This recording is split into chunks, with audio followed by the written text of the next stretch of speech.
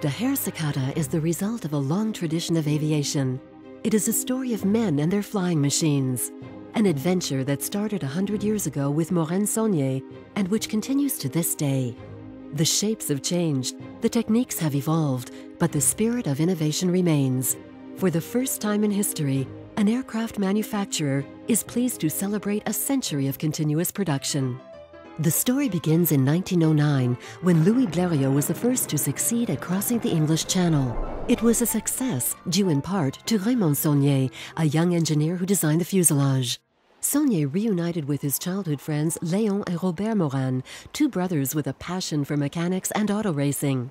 He entrusted them with the secret of manufacturing aeroplanes. Léon Morane claimed the world's most coveted record by surpassing the symbolic speed threshold of 100 kilometers an hour. The three friends complemented each other. Together in 1911, they created one of the world's first aircraft manufacturers.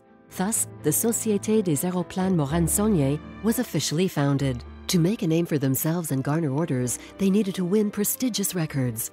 The prominent French newspaper Le Petit Parisien offered 200,000 gold francs to anyone who was able to link Paris and Madrid by air. All the great names of the era took up the challenge. Jules Védrine, a former mechanic turned pilot, participated in a monoplane built by Morane. The final stage of the race at San Sebastian Beach in Spain welcomed this feisty pilot who touched down with elegance. At the end of the 745-mile route, Védrine won the race. It was the first victory that made a name for Morane-Saulnier across Europe. At the Paris Air Show in 1911, the company was successful with more than 30 orders to follow. The company became organized. Its aircraft were built in the city of Puteaux, just outside of Paris, before being transported by road to Villacoublay, where students and clients were trained at its own flying school. Roland Garros was a true aviation pioneer. At the controls of an MS Type H, he made a non-stop crossing of the Mediterranean in September 1913. During an 8-hour flight, he covered the 500 miles from southern France to Tunisia, thanks to the light weight of his aircraft's wood and canvas structure. For the first time in history, an airplane had connected two continents in one flight.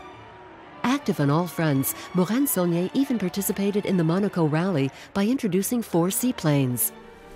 The public adores the aerial demonstrations of its new hero.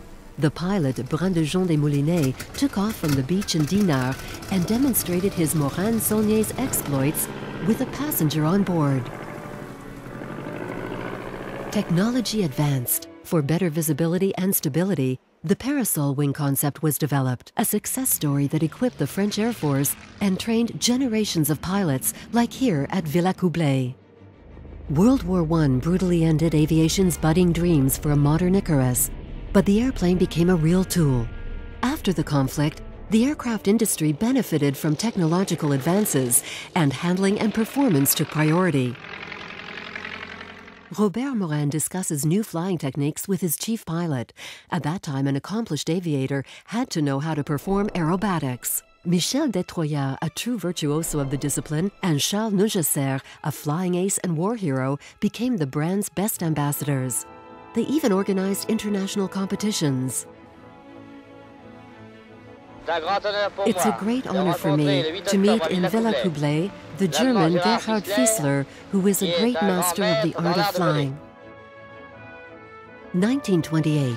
To demonstrate the strength and maneuverability of his parasol monoplane, Alfred Franval, Morane-Saulnier's chief pilot, set an absolutely incredible record. He took off from Villacoublay and performed 1,111 consecutive loops. Franval bettered the world record by a large margin, and supporters who'd come to watch the exploit cheered him on. He eventually landed his plane after 4 hours in the air. This publicity helped the manufacturer gain new global markets and allowed the company to develop new quality airplanes such as the MS-315, which went on to equip air forces all over the world. In the 1930s, pilot Maryse Hiltz broke some prestigious records. Among them was her return trip from Paris-Saigon in the tiny Moth Morane-Saulnier. She also set several altitude records reaching 38,000 feet, thereby demonstrating the increasing reliability of Morane-Saulnier's planes. Lefebvre, come quickly and get the barometer! Come quickly and see how high I flew! New records always marked new technological advances. A 100% metallic structure, a heated cabin, radio and oxygen on board. Progress was obvious, and the wing designs were evolving rapidly. Raymond Saulnier registered an important international patent, the sliding canopy, an idea that was taken up by many manufacturers.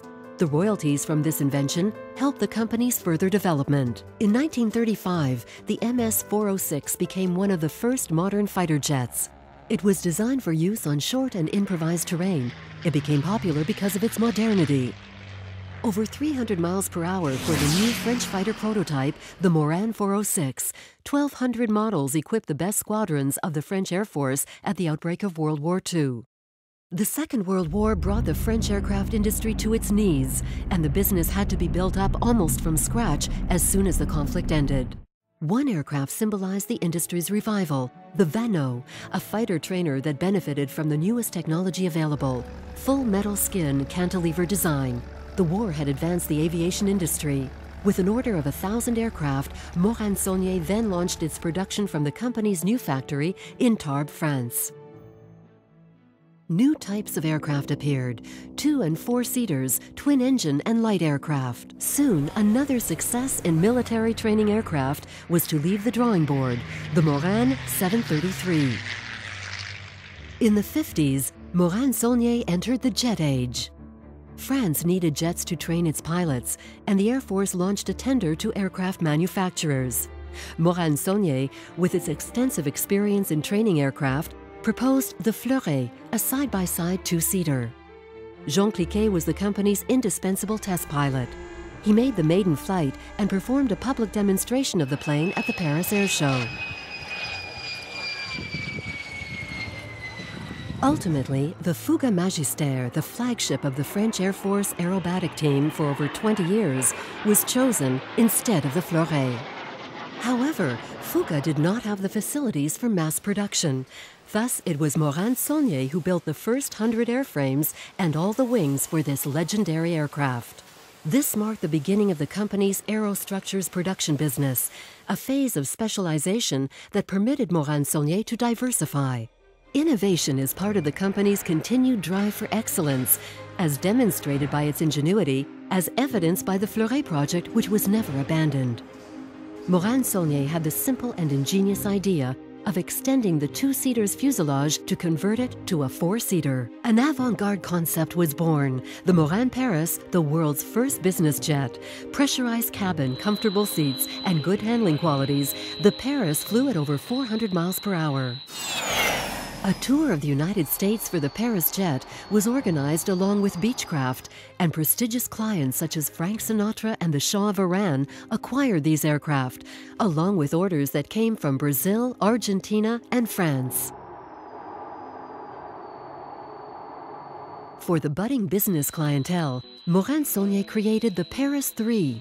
It was the first and only 5-seater business jet being produced at the time, and it was also used as a liaison aircraft for the Concorde's test pilots. This first very light jet was far ahead of its time. In 1959, Morane Saulnier launched a new program to design a light metallic aircraft that would be reliable and safe, the Raleigh. It was a huge commercial success, with over 3,500 planes sold, and it was used to train several generations of pilots. In the 60s, Morane Saulnier evolved. Important steps were taken, and the company continued its activities under the name Socata. Robert Morane was the last surviving member of the founding trio of aviation pioneers.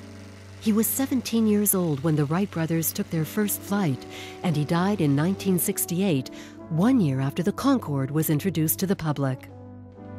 The 1973 oil crisis forced the manufacturer to create a range of more fuel-efficient planes and to innovate further in terms of aerostructures.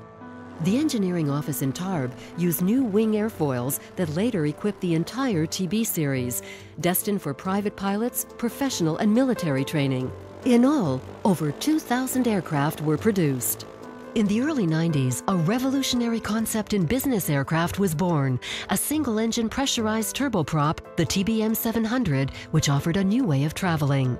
Fast, comfortable, cost-efficient, plus it can land almost anywhere. In 2006, the TBM 850 succeeded it. More powerful, more modern, and boasting continued innovation, it is the world's fastest single-engine turboprop. With a range of more than 1,800 miles at 360 miles per hour, it rivals the best light business jets on the market. Daher and Socata joined forces in 2009 to form the aerospace cluster of the Daher Group. The innovative spirit nurtured by the family business for nearly 150 years and its aviation experience since the 50s make its union with Socata a unique combination in terms of know-how and expertise. The combined DNA of these two companies has opened up a third avenue, a diversified business offer that links aircraft manufacture, aerostructures, industrial and logical services, all backed by state-of-the-art technological specialties. DAHER-SOCATA creates its own world-leading airplanes. The company has a global vision of aircraft from conception to production and support. The manufacturer's know-how reinforces its aerostructures business in cooperation with other aircraft manufacturers. Thanks to its design office, DAHER-SOCATA adds value by constantly providing innovative solutions and anticipating problems linked to system integration. From the design to the assembly line, DAHER-SOCATA participates in the major aircraft programs of manufacturers such as Airbus, Dassault, Eurocopter, Bombardier, and Embraer. For Airbus, the company has worked on several aircraft, including the next-generation A350. On the A380, it has produced part of the forward fuselage as well as the reinforcement beams of the wings. For Eurocopter, the world's rotary wing industry leader, DAHER-SOCATA builds the airframe for the popular EC-130, along with the rear fuselage beam and fan-in-tail fenestron rotor for this latest generation of high-performance helicopters.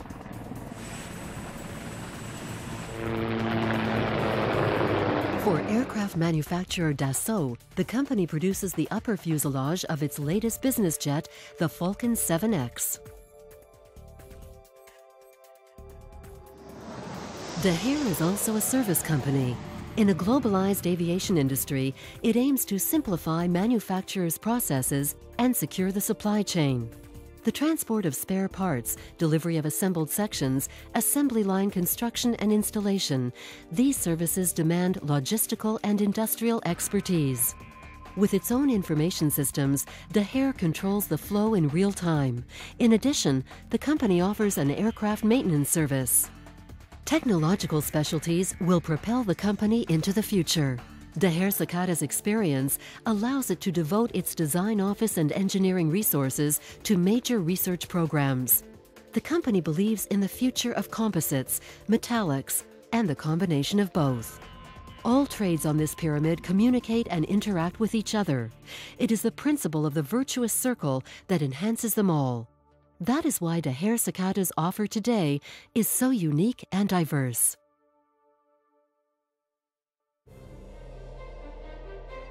Since 1911, foreseeing major trends and anticipating the needs of their clients has always been the soul of the company, and DAHER-SOCATA intends to stay ahead of the curve.